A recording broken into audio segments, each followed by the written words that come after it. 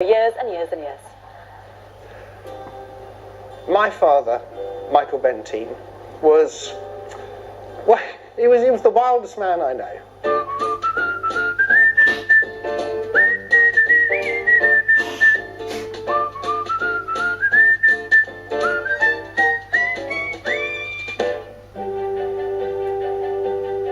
Dad was a colourful person.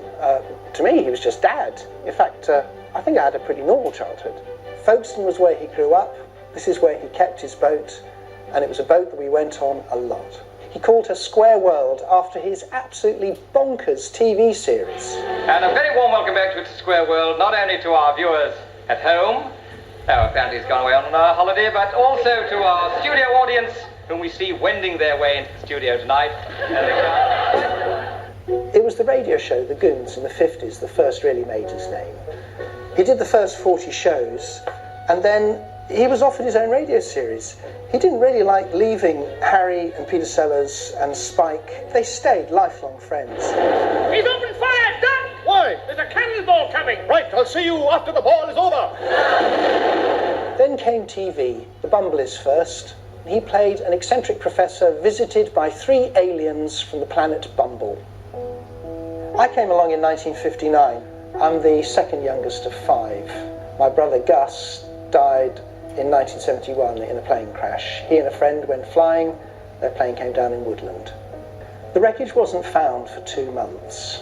A truly traumatic time. Gus was 21 years old when he died, and Dad lived with that for 25 years because he felt that he had a premonition about Gus flying that weekend, and because of his belief in the paranormal, he felt he should have done something more about it.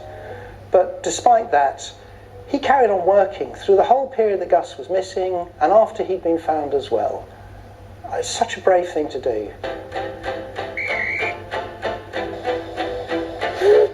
Dad first came to Romney Hythe and Dymchurch as a toddler, and he loved it.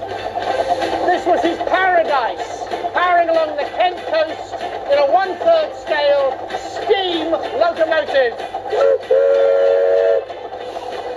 I remember Dad having one of the reunions for the Goons. I mean, his favourite train set, why wouldn't he want to share it with his friends?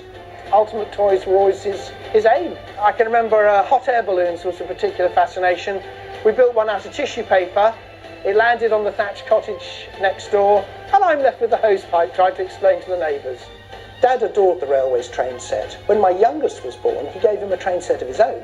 A much wiser choice than the present my father got for my eldest son when he was born. He arrived on the doorstep with a bipod, belt-fed machine gun, a heavy-duty Spandau from the Second World War. Oddly, my wife wouldn't let us keep it. Dad was half Peruvian, yet he ended up in British intelligence. He was brought back in the 1960s to work with Special Branch and the Diplomatic Protection Corps, demonstrating combat firearm techniques. And he taught me how to shoot.